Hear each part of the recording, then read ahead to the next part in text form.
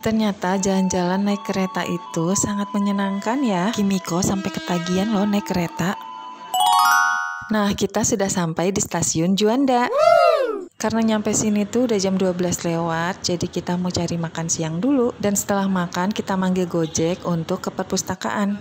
Kita turun langsung di lobi depan dan sudah banyak pengunjungnya. Yuk, kita mulai masuk.